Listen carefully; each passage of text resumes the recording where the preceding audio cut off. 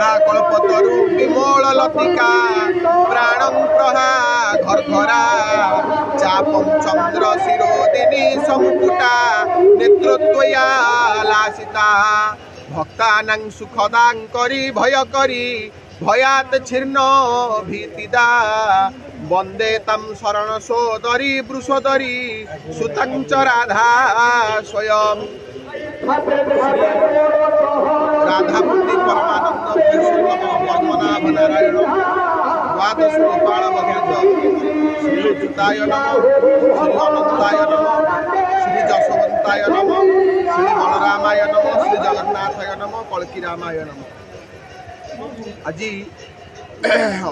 बहव संथा समस्त जशवंत आश्रित भक्तवृंद पंचसखा आश्रित भक्तवृंद जगन्नाथ संस्कृति प्रेमी आधारित भक्तवृंद आज पवित्र श्रावण षष्ठी भारतीय संस्कृति उत्कलीय परंपरा रे आज आमर तो कुआरी डालारे शीत प्रवेश करे किंतु बेसी शीतरे पौष माघ मास देहरे रख शीतवास बोली 12 मास महिमारे कुआ जाइछि।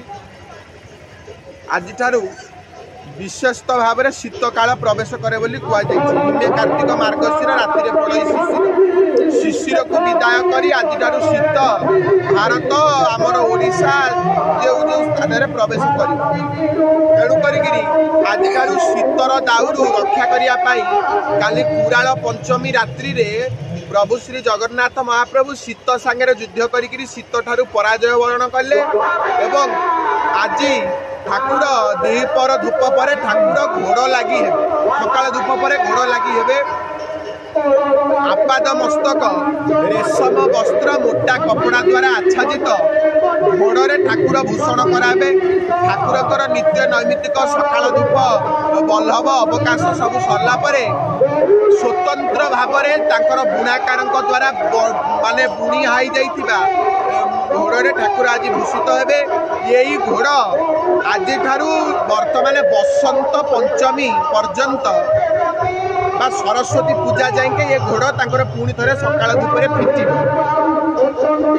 जा हो ये जो घोड़ लगी होची कहीं घोड़ लगी होची आम प्रथम जशवंत सहित कहवा ये जो घोड़ लगी जगत भितर जन समाज को शीतर प्रकोप रक्षा करने यथा देही तथा देवता माने देह भित्तिक वस्तुवादी मानव सीए ठाकुर घोड़ को लगी करती जे जगन्नाथ कहती जे हे शीत तोर समस्त प्रकोप को तू मते दे जे मानव समाज को शीतर प्रकोप तू रक्षा कर मते सबुतिक शीत दे से ठाकुर घोड़ लगी हुआ।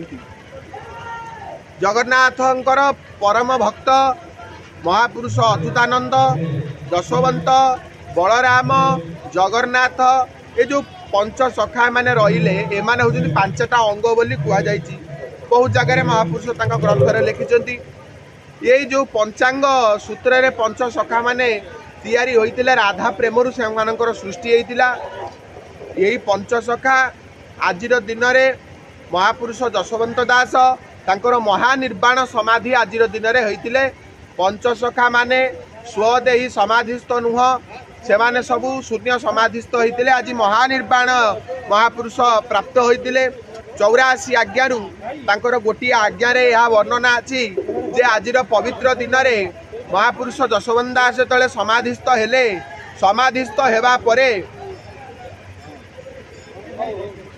तांकु जाइकिरी से एठी समाधिस्थ होइकी जाइचंती कोउठी जे गोलक वैकुंठपुर होउची आमर मर्त्य वैकुंठ श्रीक्षेत्र रे आज जेतेबेले से गोटे गोटे पाहाच चढ़ी जाउचंती 22 पाहाच को उपरु तांकर परम शिष्य रोहिदास गोटे गोटे पाहाच ओल्हेकरी आसुचंती देखि पकैले महापुरुष को जे रोहिदास आज कहले गुरुदेव आपण कुआड़े आसुचंती ना बापा मु टिके ठाकुर को दर्शन करी आसुची से सेठी तांकर पादर पादुका आ चाबी नेथाटा को रोहिदास हाथ में धरई दे दर्शन करिया को गले एवं आउ आसिले नाई।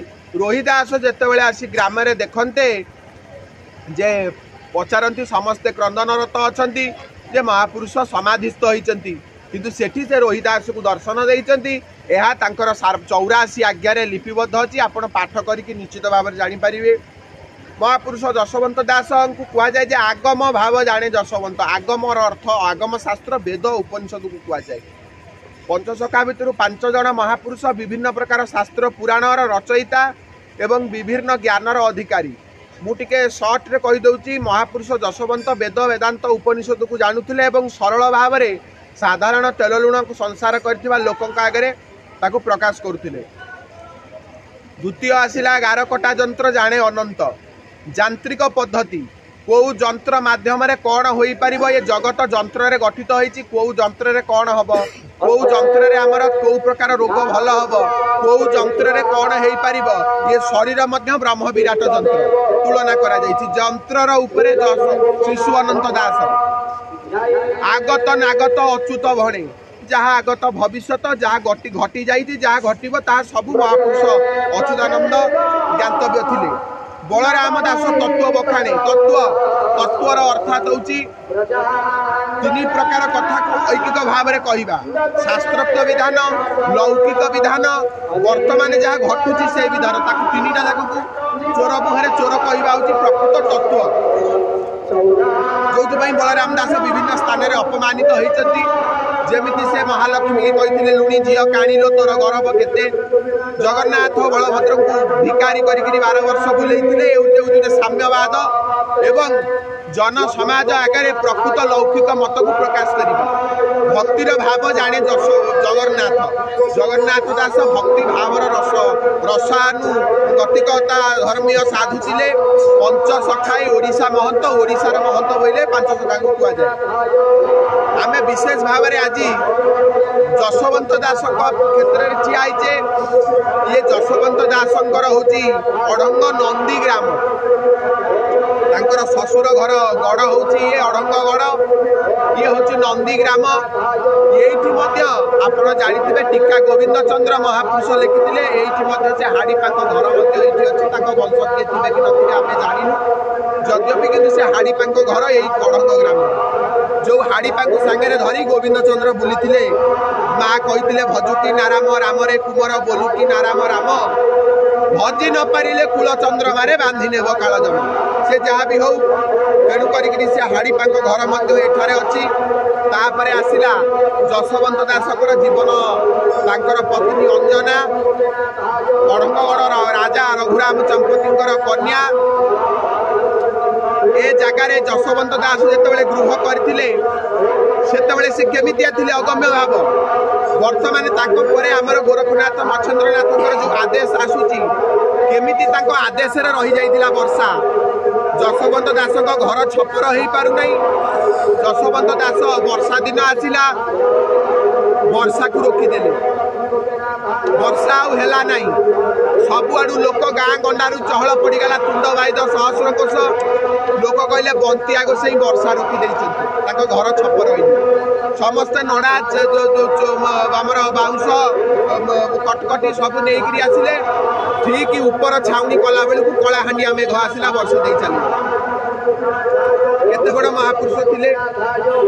पंचसखा को प्रत्येक जगह परीक्षा कराई जशवंत दास को केस फसाई राजा पुरई जेल रे राति स्वप्ना देश कहले आगे आप जहाँ बांधी सी मुझे खोलदेला बेलू चतुर्भुज पर से शिष्यत्व ग्रहण कर कन्या अंजना सागर बह देती। पंचसखा अच्युतानंद एवं जशवंत राहस कर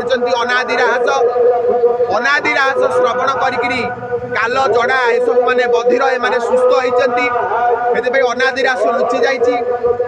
जहाँ हो से अनादि रास जदि कौ मैंने जानी कौ मैंने पाइबे पाठ करूँ निश्चित भाव में जगतर मंगल हम। जशवंत दासंकर यही पवित्र क्षेत्र में जशवंत रुद्र रूप जशवंत दास होती महादेवंकर गोटे अंश। तेणु करी जशवंत दास को हर बोली कहुए हरिहर अच्युतानंद को हर जशवंत हरि जशवंत को हरिहर बोली कहुए। जहाँ हो भातृतुल्य भाव में मत थिला। आज महानिर्वाण समाधि दिवस ये समाधि दिवस आम एति प्रार्थना करवा मन्नाथ श्री जगन्नाथ मो नाथ होउछन्ति जगन्नाथ मदगुरु श्री जगतगुरु मो गुरु होउछन्ति जगतर गुरु मदात्मा सर्वभूतात्मा मो भितर जो आत्मा से सकल भूत भितर विद्यमान तस्मै श्री गुरवे नमः सेही परम ब्रह्म गुरु रूपी जसवंत जगत भगतर मंगल करंतु विश्ववासींकर मंगल करंतु जगतर सत्य प्रतिष्ठा हो कली विनाश हो जय जगन्नाथ।